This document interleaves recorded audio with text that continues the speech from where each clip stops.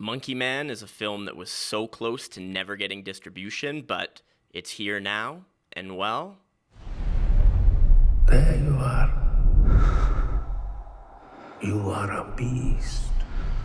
Monkey Man is the feature directorial debut from Dev Patel, who many folks may know through his acting in films like The Lion, Slumdog Millionaire, or my personal favorite of his, The Green Knight. This project, as I mentioned right at the beginning, almost did not receive distribution. It went through hell in production to even get to this point. So you have to commend Patel for seeing this project through. I'll walk you through a little bit of the production and what went down and how we ultimately ended up with this release, initially premiering at South by Southwest to a very strong response, I might say, and then getting a wide theatrical release in April. Essentially, Dev Patel had been working through this idea for quite some time. He approached some of his friends to help co-write the project. He looked for a director, but ultimately everything pointed at him leading the project, and so he took it on. The project was set to start right when COVID hit. Set to film in India, they were forced to move to a small island in Singapore, where the cast and crew was essentially quarantined for 9 months while filming. In this process, Patel lost his director of photography, cinematographer, and his production designer, so needed to find folks at the last minute. The borders were essentially locked down, and so they were stuck on this island, and it was very difficult to get any additional crew in or even to get some equipment that they needed at times. At one point in the shoot, a crane that they were using broke, and they ended up rigging up a camera from a rope. In the very first scene that they were shooting, Patel actually broke his hand while fighting. They ran out of money, and so they only had 3 or 4 breakaway tables. You know, those tables that you use in stunts that look like they're legitimate but break safely. They only had 3 or 4, so they literally had to glue them back together to use them multiple times. Pretty much everything that went wrong did go wrong. And that's just on the production side. Once the film was essentially made, Netflix, who was originally set to distribute the film, backed out. All of a sudden, after 9 months of quarantine and shooting, there was no distribution until Jordan Peele stepped in with his production company Monkey Paw Productions and ultimately saved the film. Netflix dropping the project is pretty contentious, and while, of course, I don't know the ins and outs of what happened, from what I can gather and from what others have been able to gather from Patel or those around the project, is that it largely was due to the political undertones and, at times, overtones of Monkey Paw. Netflix did not want to isolate any folks in India or elsewhere who might take issue with some of the things that Patel was saying here, which of course we'll get into later. At the end of the day, the project was made and it is playing in theaters. It is one of the most ambitious projects from a first-time director that I've seen in a while. Most directors aim for a first feature that is fairly simple, perhaps leaning into dialogue, cost-effective, not requiring tremendous editing or intense sequences, but Monkey Paw does everything here. And when it works really, really well. But as you would expect from a first-time director, it doesn't always land. Still, you have to respect the ambition that went behind Monkey Paw. This film is rooted in the tale of Hanuman, which is essentially a mythical figure within Hinduism, portrayed as a monkey, or at least with a monkey face. This figure, while I'm certainly not an expert, is known as a symbol of devotion or faith or commitment to a cause. And certainly Dev Patel's character, I didn't mention that he also stars in this film. Dev Patel's character is certainly someone who is committed and uses this commitment, his own personal faith perhaps, to combat the commitment and faith of others, interestingly. There is a clear ode to films that Patel is a fan of. He's mentioned publicly his love for Bruce Lee flicks, for example. There's been parallels drawn, of course, to John Wick, which is a modern revenge tale, and the film kind of comedically makes a reference directly to John Wick in one of the scenes, so there's some self-awareness at play for sure. When it comes to the visuals of the film, it's pretty fascinating. There are some very rich colors, saffron, for example, but also a lot of deep blues, and it's quite an immersive visual experience. There's a reliance on these very long lenses that are difficult to control. Anyone who has ever operated a camera with very long telephoto lenses understands that when handheld, every little movement makes such a significant impact on the frame at play. And because of this, we have some very interesting, intense shots, some extreme close-ups, some shots where we only get part of our characters or part of the scene, and it's also very chaotic.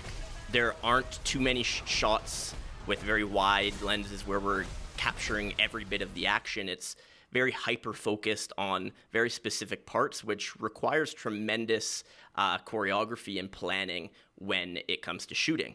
Of course, we also see some moments of inexperience here where this is quite the task for camera operators, for a director of photography. There are actually two ultimately, but coming in kind of later on in the production process to put all of these pieces together.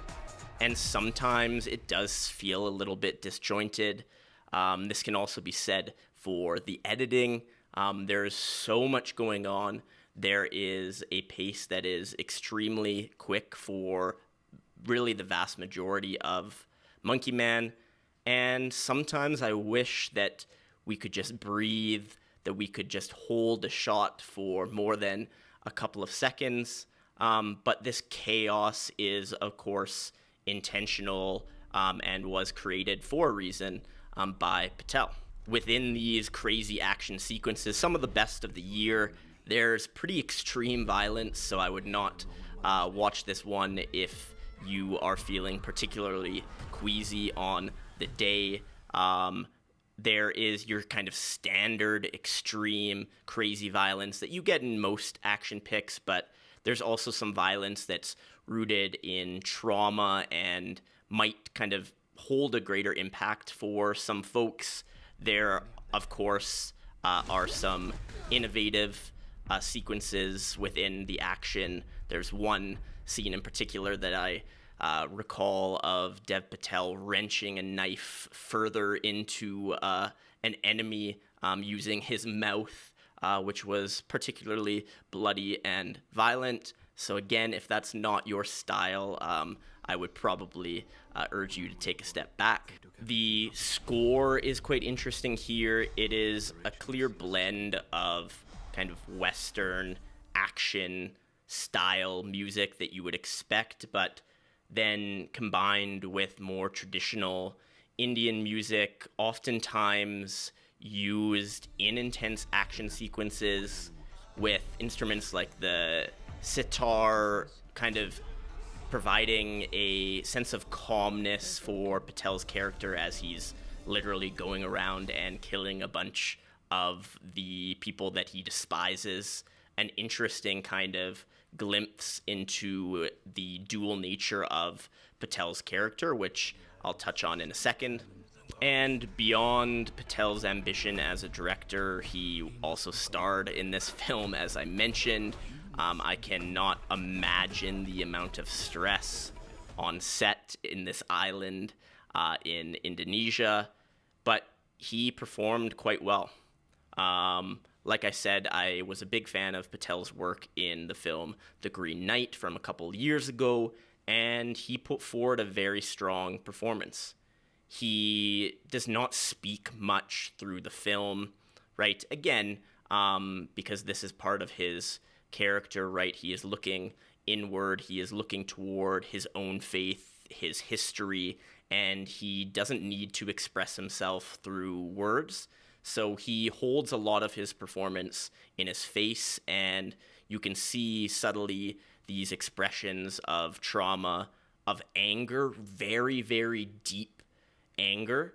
Kind of an aside, but I find sometimes in revenge films, these characters are doing things that are so extreme, but they don't seem to have the anger that matches these actions. In Patel's case here, you truly believe that these are actions that this character would take. This character is willing to risk it all, to do anything, to enact extreme violence in revenge, yes, but also for a cause that he believes in. And this kind of links to the greater kind of thematic messaging within this film. I do not purport to be an expert in Indian politics by any means, but there are some pretty obvious references to groups within India, including the RSS and the BJP, who by most definitions are considered extremist, either political groups or extremist groups on the periphery of politics. And it is obvious that Patel is upset about things that are happening in India, about things that are happening in the world. As mentioned, this was part of what most people suspect was the reason for Netflix ultimately pulling distribution from their platform. But even after Netflix pulled distribution, some changes were made in post-production, including changing the colors of the extremist party in the film from saffron to red. Saffron, of course, being the colors of the RSS. So some certain concessions, I think, were made by Patel in order to get this film actually seen by wide audiences. Beyond the direct commentary on the politics within India, I think it makes some interesting comments, or at least explores interesting issues and themes that transcend Indian politics. It is an exploration of violence and trauma. This character is essentially enacting violence in order to fulfill what he believes is perhaps his destiny or his curse. He is using violence as a tool to do what he considers must be done, to do what he considers to be right. And this is weighed against the violence that has been enacted on him and his family, which begs the question, the age-old question of when, if ever, can violence be justified? And on the surface, it may seem that Monkey Paw is clearly for violence, is clearly for violence when necessary, but I don't think it's quite that simple. I think that Patel's character is clearly driven by rage. He's fueled by trauma, and his actions, while we support him as our protagonist, are not presented as morally unambiguous. It still poses questions about his actions and about the end to which he may or may not achieve.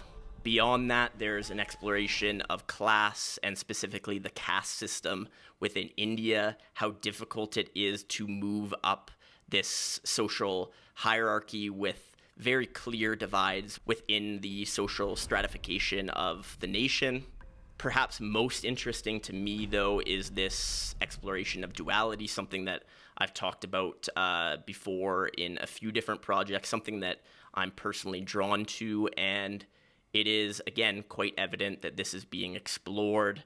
Dualism, of course, is central to certain believers of various faiths, including Buddhism and Hinduism, and this is shown literally through certain transgender warriors that are featured in the film through this idea of having man and woman within you as one singular being, but also the duality of his own existence. He has these scars on his hands from an earlier violent, traumatic experience, and simultaneously, these scars are both a curse, but they're also a blessing in the sense that they allow him to fulfill his destiny.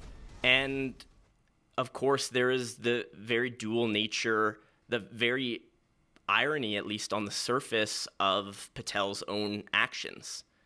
He is fighting against a violent regime, but he is using violence as the tool to destroy these oppressors. This ultimately showcasing how within himself and within all humans, I think, there is simultaneously this part of peace and this part of violence. At the end of the day, Monkey Paw is not a perfect film. It is a film from a first-time director, but it is ambitious, it is bold, it is action-packed, and it has a lot to say. If you are a fan of traditional action movies, I think that there is enough of that kind of traditional style here for you, be it American or kind of Asian influence. And if you're looking for a project that incorporates a tremendous amount of symbolism and metaphor, then it's also a project that might interest you. Regardless of its imperfections, we're being presented with a first-time director who has a voice and is willing to share it and has created something that is unique within certainly the Western context of filmmaking. If you watch this whole video, awesome, thank you. Feel free to like it, comment, do the share thing, the subscribe thing, all that stuff, and then watch the next one when it comes out too. Thanks.